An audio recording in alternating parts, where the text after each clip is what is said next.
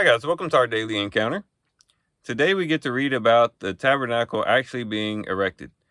We spent quite a bit of time reading about the instructions concerning the various items of the tabernacle, how the collection was made to supply, to give the supplies for these various items. And we've seen the people who were gifted in the way that they crafted these various items.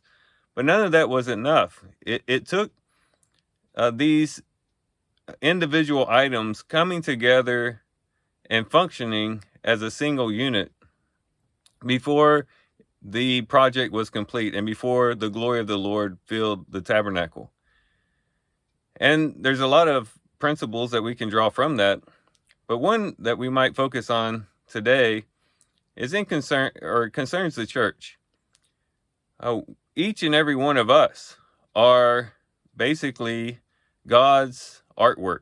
We are all constructed by God for a particular purpose. This is talked about in Ephesians chapter 2.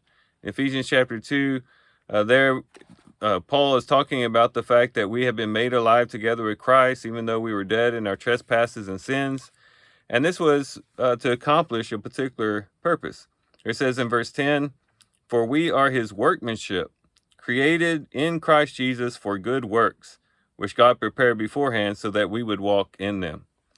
So as we read about the workmanship of the people who built these various items, each and every individual in the church is God's workmanship. And at a very basic level, we've all been basically reconstructed. Our old self being done away with, our new self now being implemented. Paul would talk about that later on in the book of Ephesians as he gets into chapter 4 and chapter 5, and continuing into chapter 6, we could say. But nonetheless, we are all God's workmanship, and not only are we his workmanship because of what the very basic things that Christ has done for us, but also we've been constructed a particular way for particular works.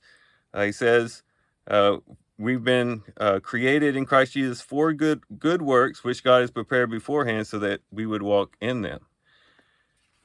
And so each and every one of us has a particular work, a particular gift, something that we can add to the church and that we can add to the overall plan and purpose of God in this world. And we could think about it in terms of the body. We looked at this in a previous devotion in 1 Corinthians chapter 12. Paul likens the various giftings of Christians to that of the body, the various parts of the body. Each different part of the body has a different function, but they all work together in unison for the benefit of the body as a whole. And so as we think about the tabernacle and the various items that were constructed and how they didn't really fulfill their purpose until they were brought together for one purpose and brought together in unity, the same thing could be said of the church. We are each gifted and talented in a particular way, in a way that God has prepared us and equipped us. But it's not just enough for us to just do our own thing and kind of go our own ways and that sort of thing. But there's a sense in which we as individual people come together in a community to function as a community for the glory of God. And that's where the church comes in. That's where a local church comes in, where all of us come together with our various backgrounds and our various giftings and the various ways that God has prepared us and equipped us. And we come together as a complete unit, as the various items in the tabernacle came together as a complete unit. Each of us might be different. Each of us might look different. We might talk different. We might have a different angle, a different way of looking at things, different personalities.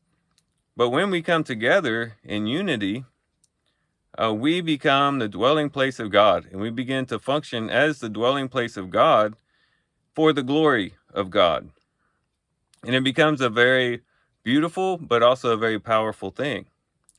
And so this should impress on our hearts the importance of a local church, the importance of getting plugged in with other believers, so that our gifts can work together and function together to all the more fulfill the purpose of God in this world.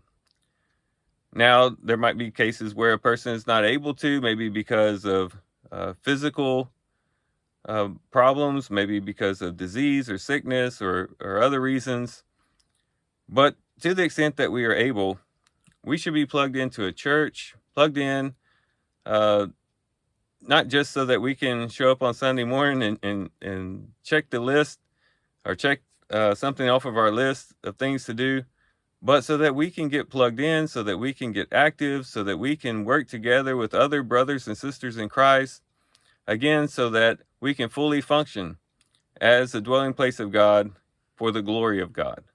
And hopefully, in our reading today, we'll see or we'll be impressed with the importance of that. So let's think about that today as we do our reading. With that, guys, I do thank you for watching the video today. Hope you guys have a great day. Love you guys. God bless.